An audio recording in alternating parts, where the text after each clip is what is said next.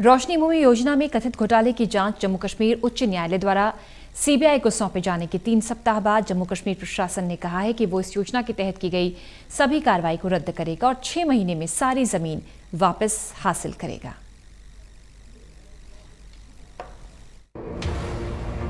जम्मू कश्मीर प्रशासन ने रोशनी भूमि योजना में कथित घोटाले की जांच जम्मू कश्मीर हाईकोर्ट की ओर से सीबीआई को सौंपे जाने के 3 सप्ताह के बाद शनिवार को कहा वो इस योजना के तहत की गई सभी कार्रवाई को रद्द करेगा और 6 महीने के अंदर सारी जमीन को फिर से हासिल करेगा। दरअसल जम्मू कश्मीर सरकार ने ऐसी व्यवस्था बनाई थी कि जिसके कब्जे में सरकारी जमीन है वो योजना के तहत आवेदन कर सकता है, लेकिन इसके उलट इससे सरकारी जमीनों पर अतिक्रमण और भी ज्यादा हुआ।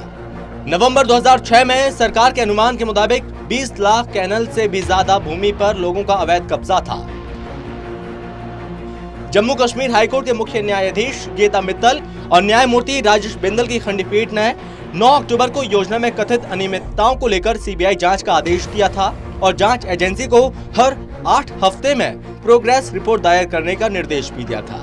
माना जाता है कि रोशनी योजना के नाम से पहचाना जाने वाला ये कानून एक क्रांतिकारी कदम था और इसका दोहरा उद्देश्य था। रोशनी एक्ट के तहत तत्कालीन राज्य सरकार का लक्ष्य 20 लाख कनाल सरकारी जमीन अवैध कब्जेदारों के हाथों में सौंपना था, जिसके एवज में सरकार बाजार भाव से पैसे लेकर 25,000 करोड़ रुपए की कमाई करती। जानकारों की माने तो रोशनी एक्ट सरकारी जमीन पर कब्जा करने वालों को मालिकाना हक देने के लिए बनाया गया था। इसके बदले उनसे एक निश्चित रकम ली जाती जो सरकार की ओर से तय की जाती। साल 2001 में फारूक अब्दुल्ला की सरकार ने जब ये कानून लागू किया तब सरकारी जमीन पर अतिक्रमण करने वालों को मालिकाना हक देने के लिए 1990 को कट ऑफ वर्ष निर्धारित किया गया।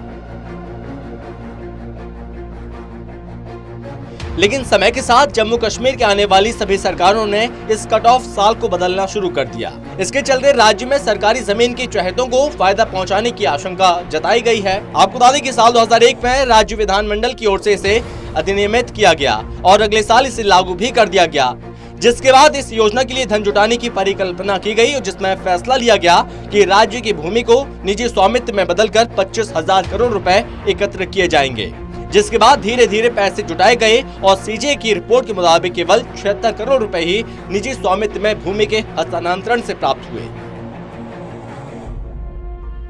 जब इसकी खबर बाहर आई तो पता चला कि इस मामले में जम्मू कश्मीर के नेता, पुलिस अधिकारी, प्रशासनिक अधिकारी और भूमाफिया इसमें शामिल हैं। आपको ये बता दें कि रोशनी एक्ट के तहत प्रदेश की 20 लाख कनाल सरकारी जमीन लोगों को कौड़ियों के भाव दे दी गई थी, जिसके कई जमीनें तो लोगों को 200 रुपए में भी दी गईं, जिसके कारण ये घोटाला इतना बड़ा हुआ और इस एक्ट के लिए कई कमेटियां भी बनाई गईं, जिन्हें जमीन का मूल्य तय करना था, लेकिन सभी नियमों को एक तरफ रखते हुए ये घोटाला किया गया।